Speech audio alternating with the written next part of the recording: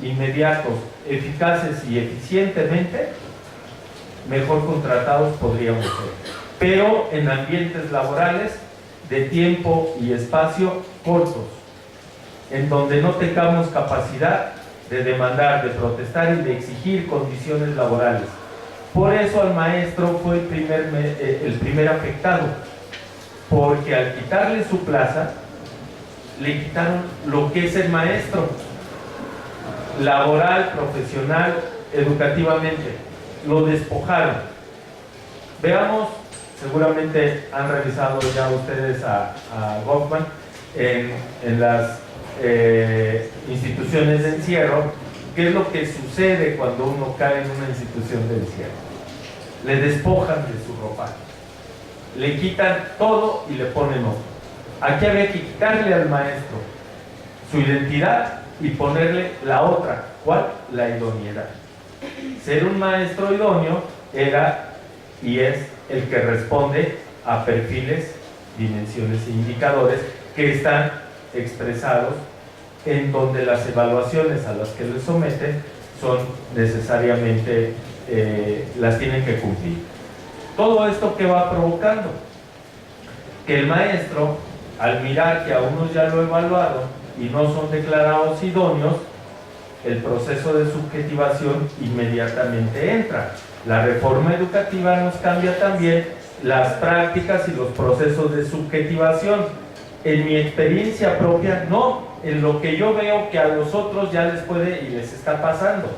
La subjetivación en la educación siempre ha existido, pero nunca le hemos puesto la atención debida. Políticamente, quienes sostenemos, mantenemos esto que decimos neoliberalismo y nos recae, y nos repatea y nos videograda, por no decir nos repudre, porque soy ecologista, claro, nos videodegrada. Entonces, lo que va teniendo es un efecto en mi cambio de percepción. Primero me dijeron que yo era un holgazán con el de panzas como maestro, un huevón que no entraba a clase, que no asistía, que violentaba a los alumnos, que no cumplía. La sociedad me lo reclamó, me cambiaron a la sociedad, me la pusieron confrontadamente y sigue estando de manera confrontada.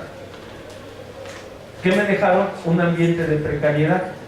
Ese ambiente de precariedad no tiene que ver nada más con que me quitaron la plaza, me bajaron el salario y yo tengo que ahora que estar en una evaluación permanente, sino yo intuyo, anticipo e imagino que para que no me corran, yo tengo que cumplir con todos los criterios que me impongan antes de que me lo dan.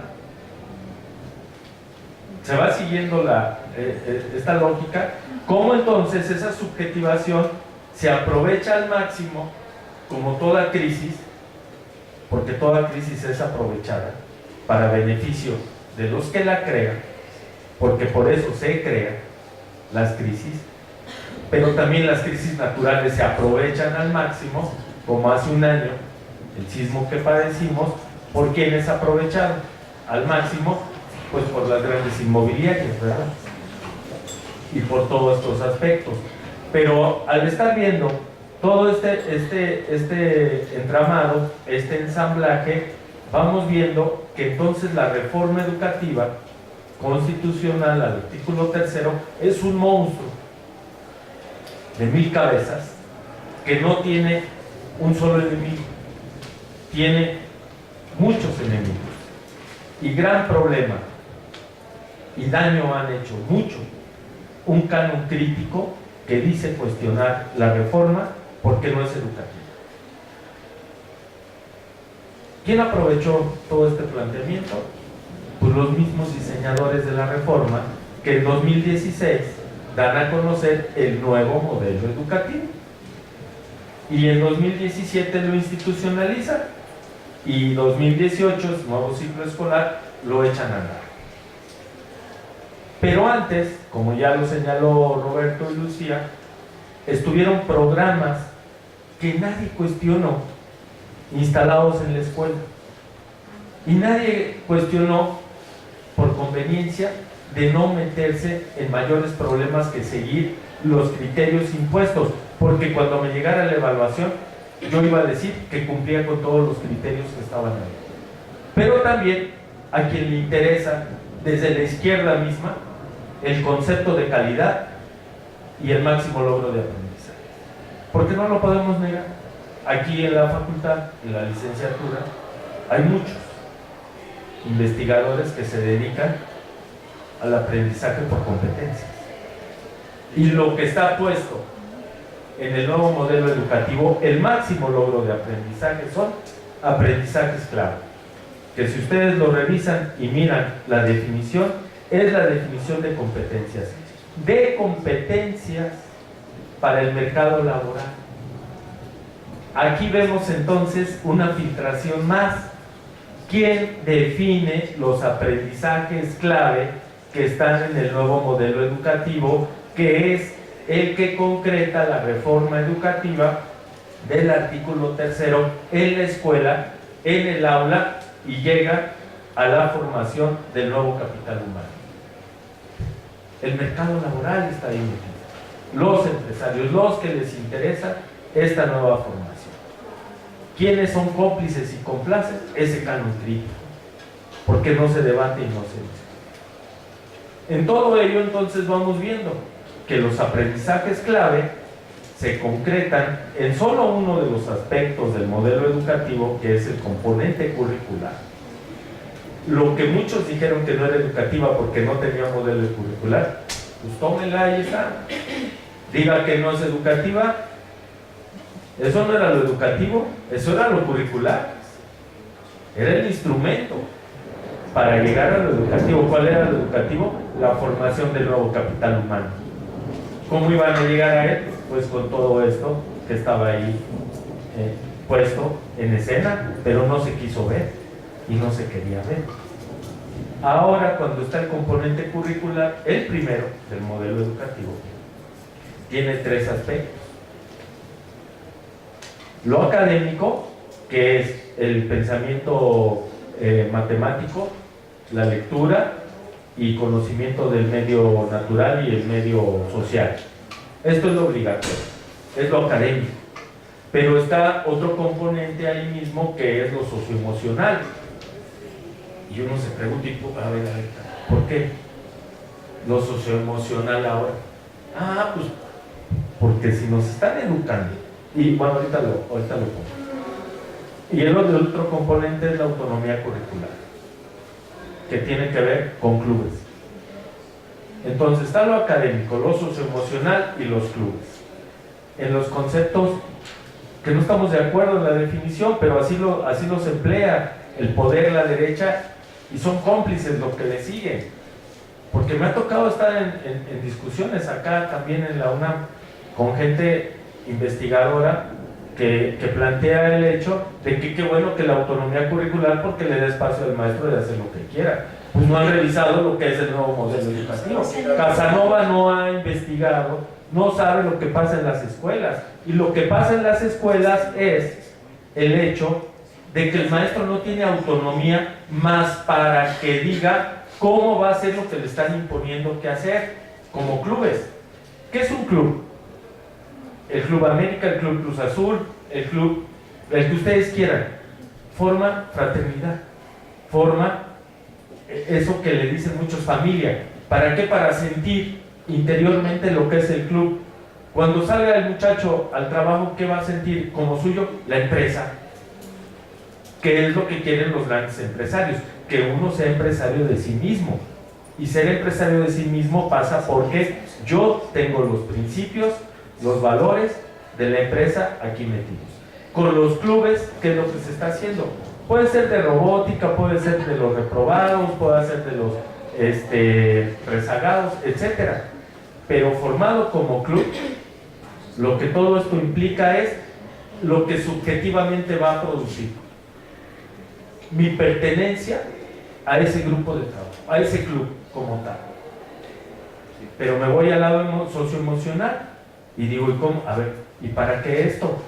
Pues porque toda la incertidumbre que vive hoy en día el muchacho en la escuela, en el aula, es una intensificación de actividades tal que tiene que ver con que no tenga tiempos muertos en el salón de clases. Para eso el ciclo anterior garantizaron la supervisión y observación del profe, donde entraban y le hacían una toma, 10 tomas, para ver qué estaban haciendo sus alumnos. Ahorita yo agradezco que estén fijando su mirada en nosotros. Yo quisiera pensar que están atendiendo como lo que se conoce atender, pero yo no sé qué pasa por sus cabezas. Pero yo lo que quiero, y lo que lo obligaron, es que el maestro mantuviese fija la mirada de sus alumnos en él, y siguiendo las indicaciones e instrucciones para estarla realizando. ¿Eso qué es? Intensificación de actividades. Todo eso, los niños ahora, pueden ustedes ver, están aburridos, están hartos, hasta acá, porque estoy en la UNAM, no puedo decir otra cosa, pero están cansados de estar en el cronómetro. ¿En qué se convierte el aula? En un taller. Yo diría la escuela, la fábrica, el aula, el taller del nuevo capital humano. Que eso es lo que la reforma educativa está llevando a cabo. ¿A través de qué? Del enfoque de competencias. Las competencias que ustedes acá en la licenciatura, quien está en pedagogía, vamos viéndolas, cómo son esa segmentación de aprendizajes que van haciendo parceladamente para que el alumno en tiempo y forma la realice y después sea él a ver si las integra. Pero el que las integre no, a eso a nadie le importa. Lo que importa es que esté sometido a una actividad bajo reloj. ¿Qué va a implicar todo eso? Pues incertidumbre, cansancio, y por eso el aspecto socioemocional está en el nuevo modelo educativo, porque ahí ahora el coaching va a hacer un trabajo para saber, poder y aguantar la presión que significa en la intensificación de actividades. Todo esto, si lo pueden ver ustedes en algún lugar de trabajo donde la gente esté sentada y esté en su máquina y sus diademas y atendiendo llamadas y demás, le dan un receso. Pues ya se lo quitaron en las escuelas, el recreo, ahora es receso. Las vacaciones ya no son vacaciones para el profe, son recesos. ¿Por qué los recesos? Pues porque me levantaría, pero me dan flojera ahorita. Nos podríamos hacer un poco de gimnasia, me despejo y me vuelvo a sentar, me aplasto y sigo trabajando. 15 de septiembre me pueden traer comida, mariachis, podemos festejar y todo, pero en las horas de trabajo. Y aquí mismo me vuelvo a sentar y sigo trabajando. Entonces podemos ver ahora hacia dónde va la reforma.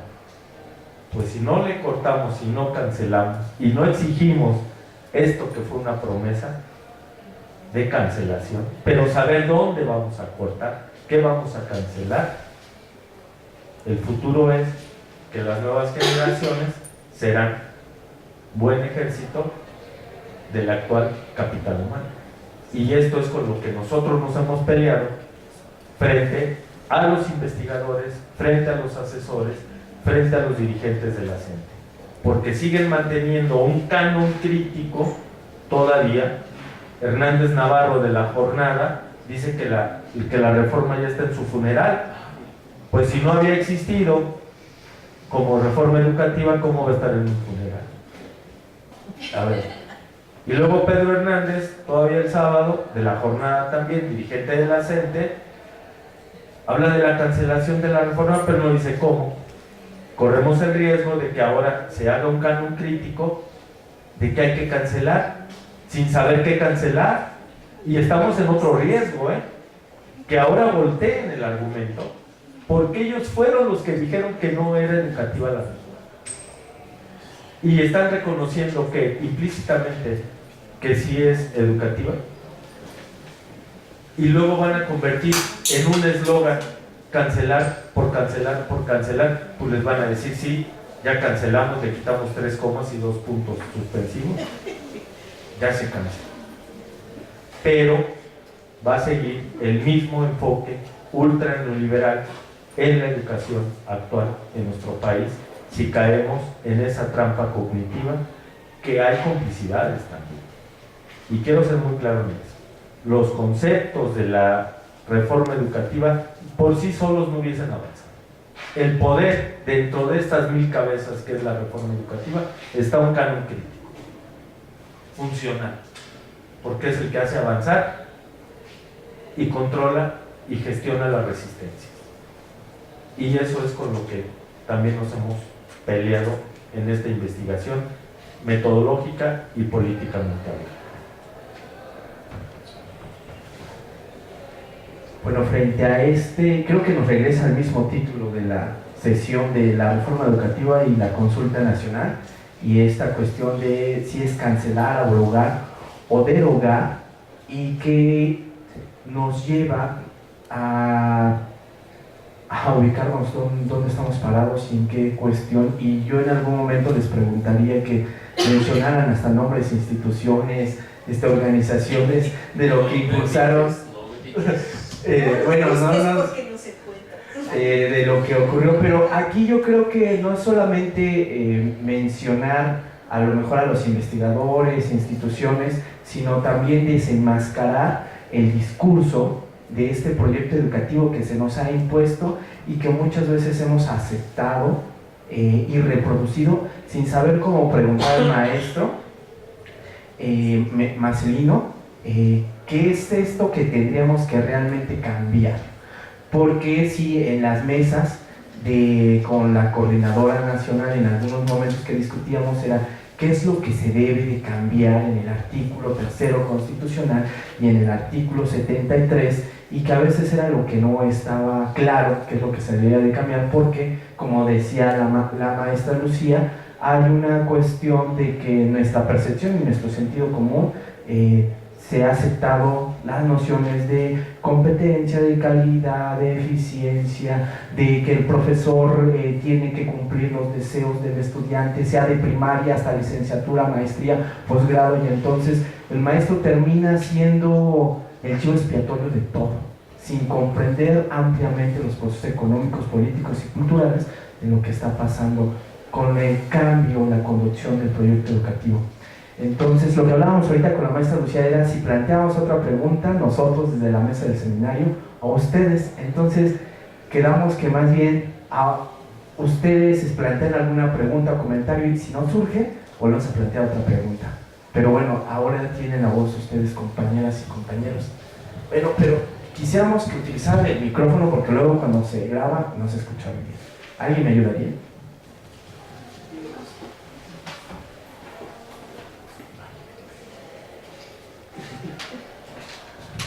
Bueno, yo tengo una pregunta, y comentarios.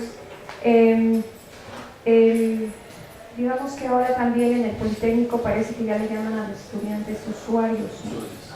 Entonces se está modificando el lenguaje, los esquemas hacia un tercer orden mundial, porque esta presión viene desde el exterior. Y no se ha abordado tampoco que los estudiantes ahora son distintos a los de hace bastantes años. Las familias se han modificado, los tiempos de trabajo de los padres, que muchos ya están separados, son extenuantes, y no se ha contemplado que un maestro tiene que enfrentar con grupos numerosos de jóvenes y niños que tienen abandono familiar, violencia familiar, desintegración familiar, que hay bastantes problemas y que el responsable tal parece que es el maestro, el que debe de subsanar todos los males de los jóvenes y dar cuentas de ello, ¿no? Quizá por eso la pregunta es las escuelas de tiempo completo. ¿Qué opinan ustedes de esos modelos, de esas escuelas? ¿Cuál es el escenario que ustedes vislumbran en el próximo toma de gobierno? Ya, de alguna manera ya lo comentaron. La otra pregunta es ¿cómo cómo lograr echar atrás estos esquemas. Es difícil, ¿no? Es difícil porque los referentes son muchos. Ustedes ya mencionaron que en todo el país todos los perfiles ideológicos de afiliación y demás se inconformaron cuando ya les tocaron directamente el bolsillo.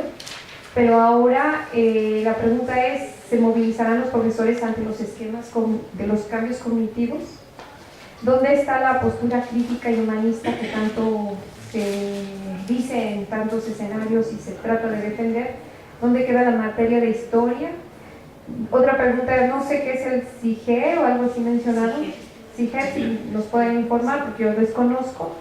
¿Qué pasará con este Instituto Nacional de Evaluación? ¿Quién es? Hablaba de un canon, ¿no? De un canon. Guevara Niebla va a ser miembro de este cuerpo. ¿Cuál es el perfil que se avisora con este personaje? ¿Y qué van a proponer? Bueno, ¿cuáles serían las propuestas ante este escenario, no? Sí, no sé si alguien más que no es.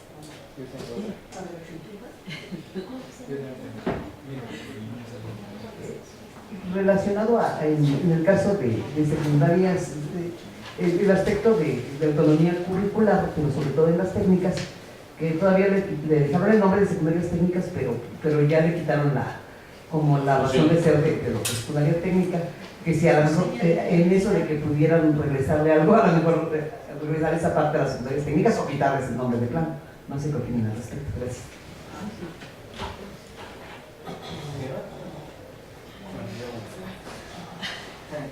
Tú, pero te vas a sentar. Tú mismo te pasas a ti mismo, ¿no? Sí. Bueno, pues muy interesante lo de los procesos de subjetivación. Yo sí me quedé con la boca muy abierta. Pero más bien quisiera platicarles mi experiencia. Yo soy de Puebla y también no se tocó mucho sobre la propuesta del seminario, era la reforma y los foros, ¿no? Entonces, y esa parte, y entiendo que es un tema complejo, pero también habría que abordar lo de los foros. Es la primera experiencia que yo tengo de un acuerdo educativo. Bueno, unos profesores hacían la crítica de siempre ha habido propuestas o siempre ha habido consultas, siempre, entonces, y nunca las pelan. Entonces, tenía presente esa crítica, pero no por eso no fui a ver qué pasaba en ese espacio. Y a mí me preocupó muchísimo porque, en primer, o sea, si es un acuerdo, un nuevo acuerdo, Esteban Moctezuma decía, no es una reforma, vamos a acordar, suena muy bonito, vamos a acordar entre todos el futuro de la educación. Pero a mí me preocupa y que, por ejemplo, en la mesa de educación superior, ideas muy interesantes de profesoras y profesores, a la hora de las conclusiones, el que estaba relatando, el relator, no dijo nada de lo que dijeron las profesoras y los profesores. Nada. Era el mismo discurso ultra neoliberal de educación de calidad, competencias, pertinente, etcétera, etcétera. Entonces, se los comparto porque es preocupante y creo que sí hay que disputar los espacios en la medida de lo posible. Y bueno, la pregunta es, ¿cómo generaríamos, o no sé si se lo han preguntado a ustedes, pero una ruta o la metodología para hacer una consulta educativa? O sea, si llegamos nosotros, es una suposición, o ustedes que llegan a proponer una ruta metodológica para hacer un acuerdo, ¿cómo sería? Si sería bajo este esquema que están proponiendo ellos, o sería otro, ustedes modificarían otra cosa. Y también me preocupa en la acción metodológica las conclusiones, o sea, ¿cómo es que se recopilan tantas conclusiones? No me imagino cómo le están haciendo honestamente, pero o sea, ¿cómo ven ustedes las inquietudes que tengan sobre el acuerdo? Y ya. Te dejamos hasta ahí, que respondan y luego decimos.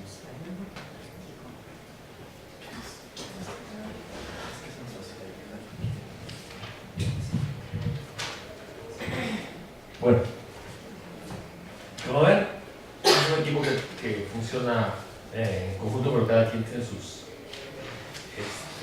más o menos especialidades o formas de trabajar. Yo hago las cuestiones de más bien de política y de estrategia. es una cuestión muy importante para nosotros el análisis de la reforma educativa y como vieron ustedes tienen muchas derivas, muchas.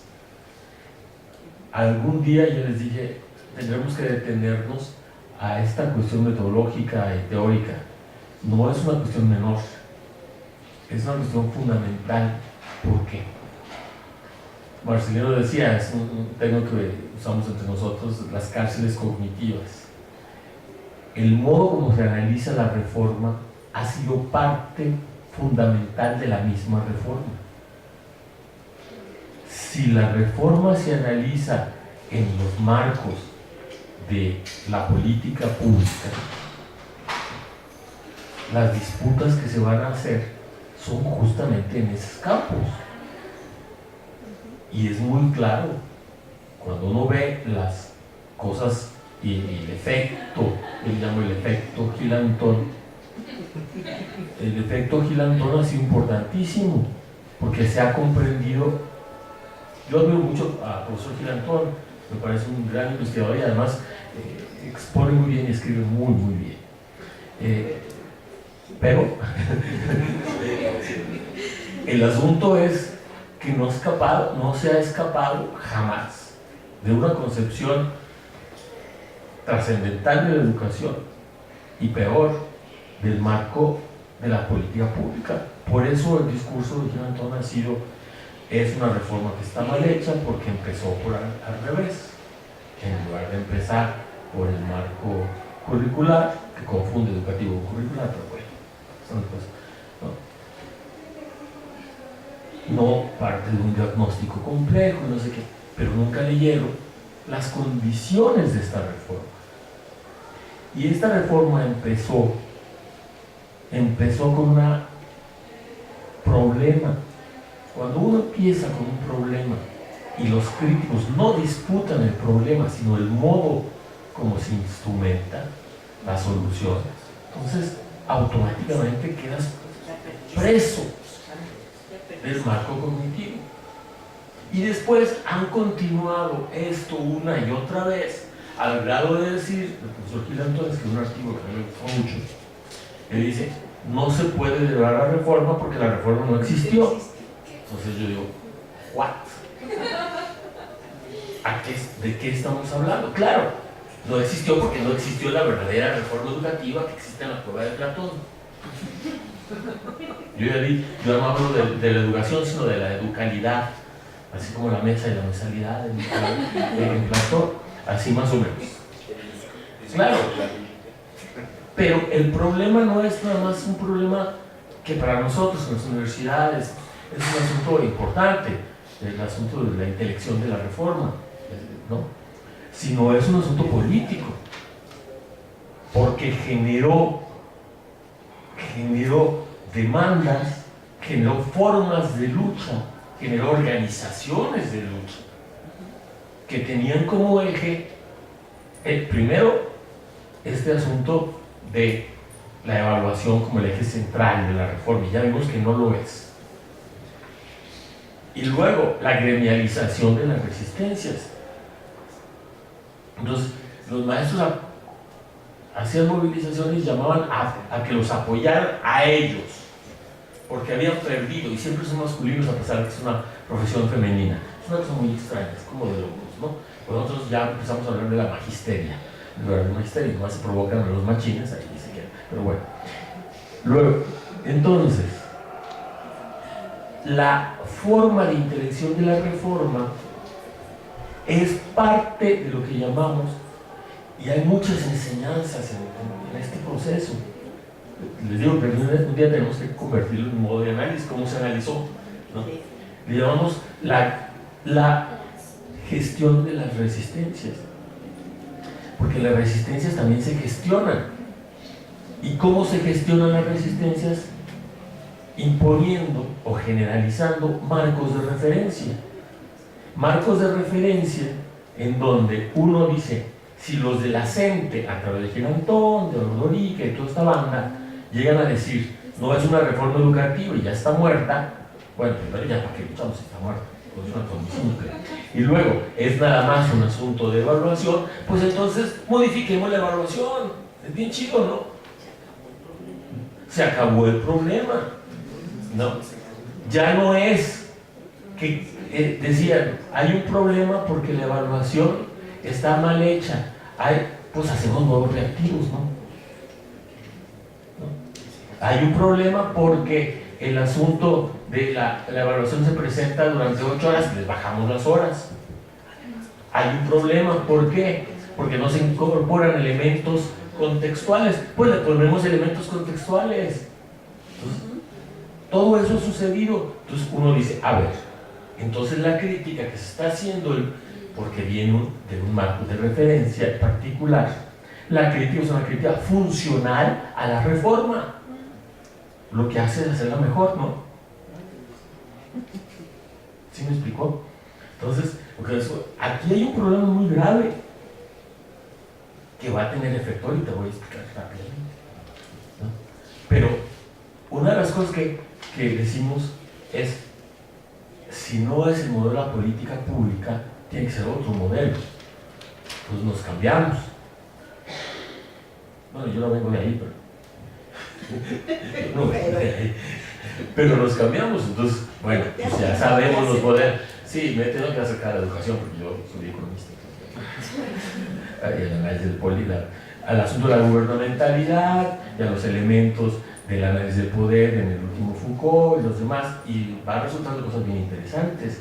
Y luego, en una frase de un grupo que nos gusta mucho, que se llama el Comité Invisible, que recomendamos bastante, en la revista de Ticum, etc., hay una frase que de verdad nos conmovió mucho, y dice, es que el arte de gobernar ahora se hace a partir de los dispositivos polemológicos. ¿Qué es esto?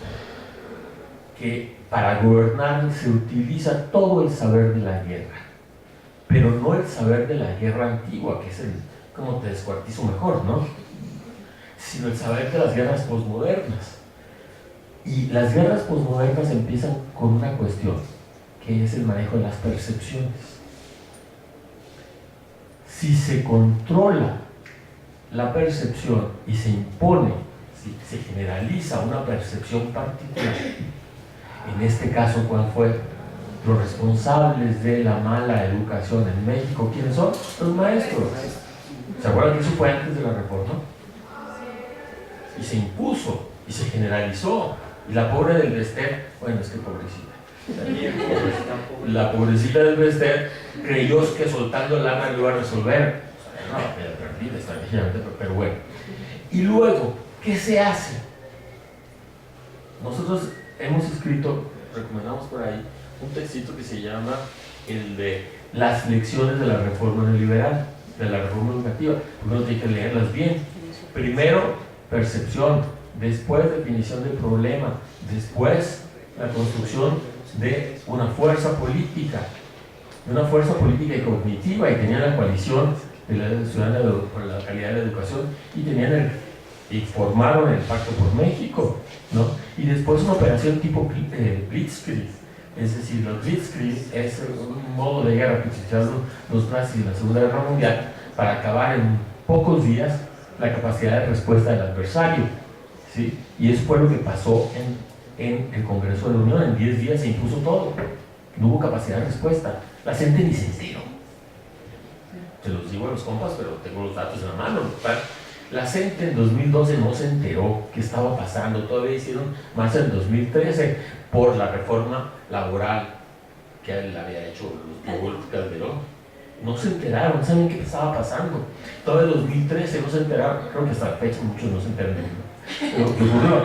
Pero quiero decirles, es una cosa fundamental, se impone a lo que nos lleva a decir, a ver, a Marce le gustan mucho estas frases, porque Marce es creador de una frase que hemos usado mucho, y es el asunto, ya no se trata de modificar nada más el sistema educativo nacional, se trata de reconfigurar el territorio educativo. Lo que era el sistema educativo que está definido en la Ley General de Educación, ya no es ahora hay nuevos sujetos, nuevos participantes, nueva atribución de responsabilidades. Entonces se trata de una guerra de destrucción, reconstrucción del sistema del territorio educativo que va reconfigurando un sistema educativo nacional distinto. ¿Sobre qué base? Sobre las neoliberales. Y el tema, que ustedes me llama mucho la atención, la subjetivación, es que es absolutamente central. Y está puesto desde el principio. Nosotros les decíamos, no necesitamos llegar hasta el nuevo modelo. Te voy a decir una frase para que, digo, en un ejemplo. Todos decían, la evaluación punitiva, y estamos contra la evaluación punitiva. ¿Se acuerdan de esta expresión? Todavía la dicen la evaluación punitiva. Nosotros, provocadores, les decimos, ojalá fuera punitiva. Neta, punitiva. ¿Qué es punitivo? Si cometes una infracción a un código y tienes acreedor o acreedora a un castigo que está regulado en un código, ¿no? Esto sí, desde hace mucho tiempo se sabe. Pero no se castiga 2 veces. No se castiga 2 veces por el mismo delito. Entonces el castigo se acaba. El asunto está que en la evaluación te castigan hasta la tercera falla y te mandan de profe a secretaria, por ejemplo. Correcto. Es así. Es hasta la tercera evaluación y una sola vez ya no vas a regresar como profe. El asunto está que esta evaluación es obligatoria, está en la Constitución. ¿Sí? Es permanente durante toda la vida del maestro o de la maestra. Vida laboral o vida física, lo que dure primero. ¿No? Cada 4 años se tiene que evaluar. Cada 4 años se tiene que evaluar. Pasas la primera vez en 4 años, y en 4 años, y en 4 años, y en 4 años. Toda tu pinche vida te van a evaluar. Toda la vida van a evaluar. Entonces uno dice, algunos investigadores decían, ay, pero pobrecito maestros, quiere decir que está mal. Y uno decía, neta, estos profes, ¿qué les pasa? ¿Por qué? Porque tiene una concepción del poder muy limitada, pobretona, antigua. El poder produce cosas. El poder no nada más niega, eso nos enseñó Foucault hace muchos años, pero hay que ponerlo a funcionar, no nada más citarlo. El poder. ¿Perdón? Pues sí tiene muchos pinches seminarios, pero bueno, es que hay que ponerlos a funcionar. Los autores sirven para hacer cosas, no nada más para citarlos. ¿Qué produce una evaluación que es infinita? ¿No tiene producción? Por supuesto que sí. El profesor, la profesora reacciona frente a eso. Lo neutraliza. No solamente lo neutraliza. Lo primero, lo acostumbra a trabajar en la incertidumbre. Segundo, genera prácticas de prevención al riesgo. Marcelino ya decía el profesor, ya sabes qué hacen, toman cursos, pero nadie les pone que hagan cursos, ellos mismos los toman, desarrollan, hay unos que cuestan 50 pesos, no te preocupes, desarrollan grupos, ¿sí? Que son como de grupos de autoayuda, los profes de la evaluación, y hay páginas de internet que así se llaman. Nada más que hay que verlas, pero es que también la banda nunca va a los procesos, nunca va a lo que está ocurriendo, porque no sé en qué mundo viven, ¿no? Entonces, los procesos de subjetivación para generar profes nuevos o correr a los que no quieren ajustarse. ¿Y qué pasó? ¿Cuántos y cuántas maestras jubiladas? Decenas de miles, porque no quieren enfrentarse a eso. Pero tampoco uno estudia a los adversarios. Y para nosotros es una regla básica. A los adversarios se les estudia mejor que a uno mismo, porque si no, te van a... vas a fracasar. Si no ves las tácticas, las estrategias, lo que están queriendo. Y lo dijo esta señora Alba, cuando fue subsecretaria. Lo dijo muy claro. No se puede hacer una... No se puede servir vino nuevo en odres viejas. No se puede hacer una reforma nueva con profes acostumbrados a el esquema corporativo, con una plaza segura toda su vida, que van a heredarla y no sé cuántas cosas más. Entonces tenemos que cambiar a los y las maestras o cambiar de maestros y maestras. Eso es un proceso de subjetivación, que está implícito y explícito en la reforma desde el primer día. Pero otra vez, no lo vemos por estas otras cosas extrañas. Entonces uno dice, miren, fíjense, todo lo que va en las reformas, y por eso es tan interesante y es tan compleja, va una redefinición del modo de gobernar a la educación, una forma de imponer una reforma que es bastante legítima, muy legítima. Se aprobó en 10 días. Para los primeros de enero ya había yo los legislaturas de los estados, ¿no? Rápido y furioso, porque fue la Blitzkrieg, sin capacidad de respuesta, y además donde las críticas se hacían en el mismo marco conceptual de la reforma. Es absolutamente genial. El asunto está, pero también la banda cree que las resistencias es un defecto. Las resistencias es parte del mismo poder, tenemos una relación de poder, es parte de, ¿no? Y en este caso, la reforma contaba con los críticos como parte de la reforma.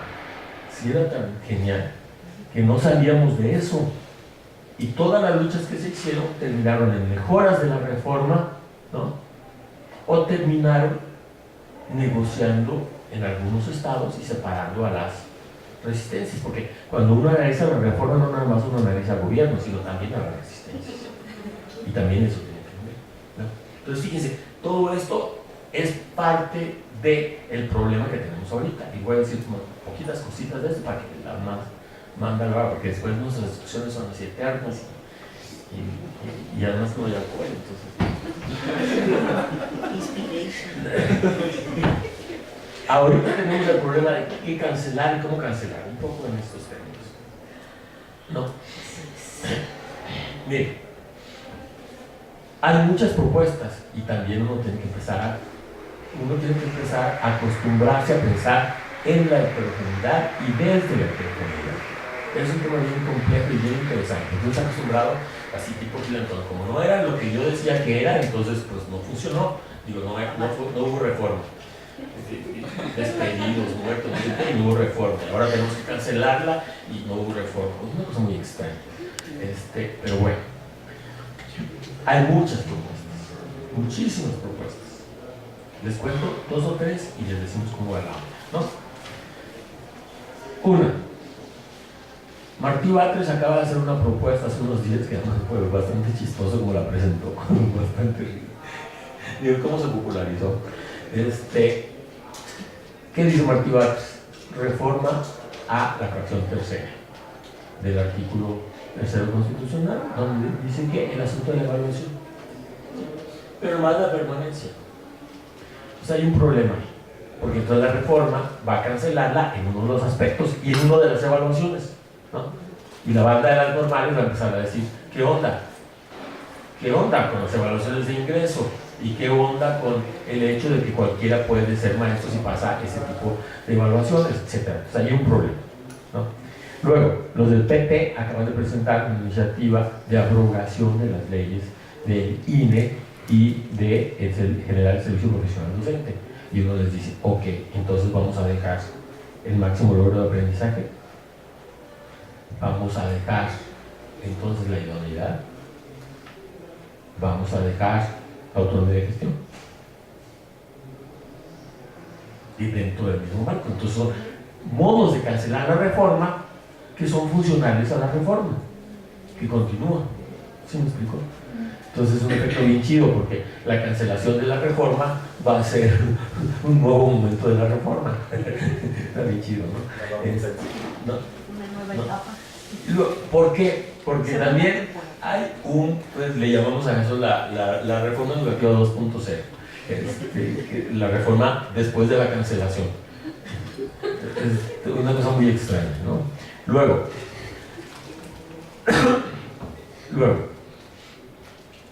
lo nuevo, lo último, y a veces también en ciencias sociales funcionan estas cuestiones de tipo Popper, ¿no?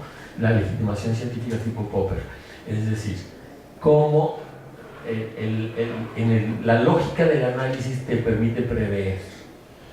Ayer, el fin de semana y ayer estábamos diciendo, ¿ya leyeron el nuevo libro de Flaxo? Hay un nuevo libro de Flaxo, no sé si lo conoces. Te lo mando. Es un libro de Flaxo, que es una institución. Ahí está Flaxo. Y en donde trabaja las cuestiones de la reforma, en algunos aspectos de la reforma y cosas de eso, ¿no? Pero tiene 3 cosas interesantes, otro día lo podemos platicar. Pero tiene una muy interesante. Y es como un compañero analiza los resultados de las evaluaciones de aprendizaje de los últimos años y hace unas series.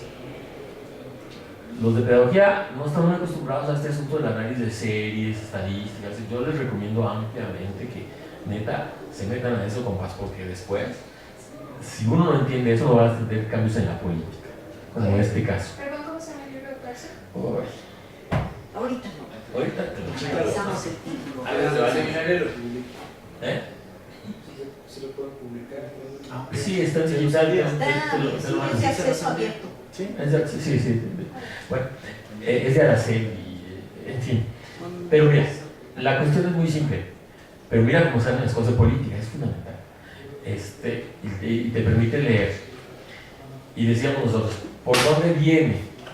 Porque no son, voy a decirlo así rápidamente, no somos muy optimistas en cuanto al gobierno de López Obrador. Yo voté por él, pero no soy muy optimista. Pero hay que estar en chinga y ni modo de decir que no, en fin. ¿Por dónde viene? Porque es Esteban Moctezuma, el secretario de Educación. Digo, uno lee, hemos escrito de dónde viene y, ay Dios, para empezar, en el 95 dirigió la traición al EZ, o sea, para empezar, nomás te da una idea de eso. Pero después tiene una larga trayectoria bastante. Y luego, yo tampoco creo que haya esa cosa de la izquierda. ¿Qué es eso? Pero luego, digo, ya para terminar esto, porque también les digo que nos apodamos del micrófono, está mal.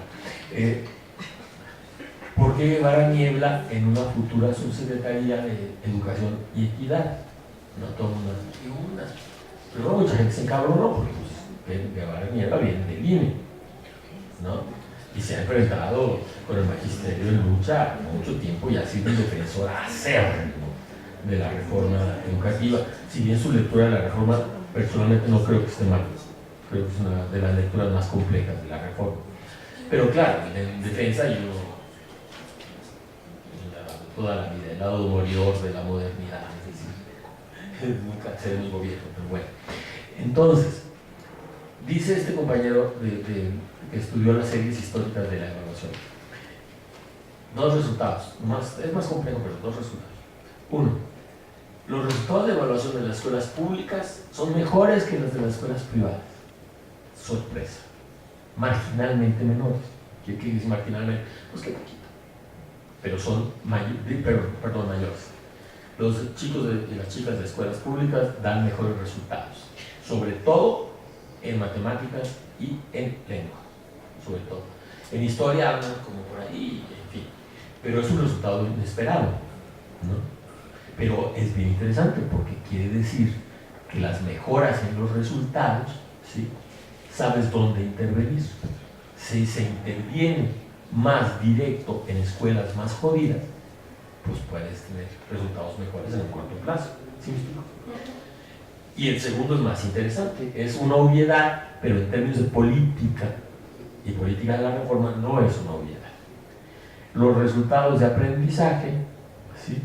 Están íntimamente relacionados con el nivel socioeconómico.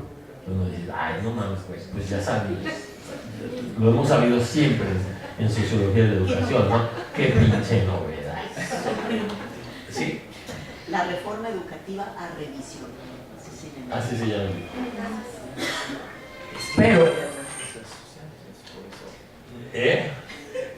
Pero es bien interesante, porque miren, si los resultados de aprendizaje están íntimamente relacionados con el nivel socioeconómico, y la reforma no trató eso porque hizo una suerte de estandarización de los resultados de aprendizaje. Entonces hay que intervenir sobre qué. Por eso decía, sea una de las cosas más importantes de este tipo de enfoques, que es sobre qué se va a intervenir, es casi más importante que sobre para qué se va a intervenir. Porque uno dice, quiero aumentar el nivel educativo, pero ¿sobre qué intervienes? ¿Sí me explico? ¿Sobre qué intervienes? Entonces, si la intervención es generalista, pues entonces los resultados son muy limitados. Pero si dicen, está asociado el nivel socioeconómico con los resultados de evaluación, quiere decir que hay que intervenir sobre socioeconómico. ¿Sí? ¿Y cómo se interviene sobre las ligas entre educación y nivel socioeconómico? ¿Saben cómo? Políticas compensatorias. Y el día de hoy, AMLO, bien lindo, ya anunció en Baja California que Progresa se va a la SEP. Ya que no saben en qué subsecretaría va a estar. Adivinen. Equidad y educación. En la de Guevara Niebla. En la de Guevara Niebla. Entonces, uno ya está viendo muy claro por dónde va el asunto. Cancelar la reforma, pero ¿cómo si no existió? Cancelar la reforma, no. Mejoremos la reforma en los aspectos no considerados anteriormente para preservar los más importantes. No sé si me estoy explicando, pero la clave entonces es, no se vale ya en estos tiempos, y nosotros decimos a los estudiantes, y nuestros estudiantes están en chinga haciendo este tipo de cuestiones, pobrecitos, pobrecita, pero no se vale ya los discursos generales, ni las abstracciones, ni el análisis del discurso de esas barbaridades. Lo que tenemos que ver son estos tipos de cómo se plantean estos problemas y cómo se interviene sobre ellos. No solamente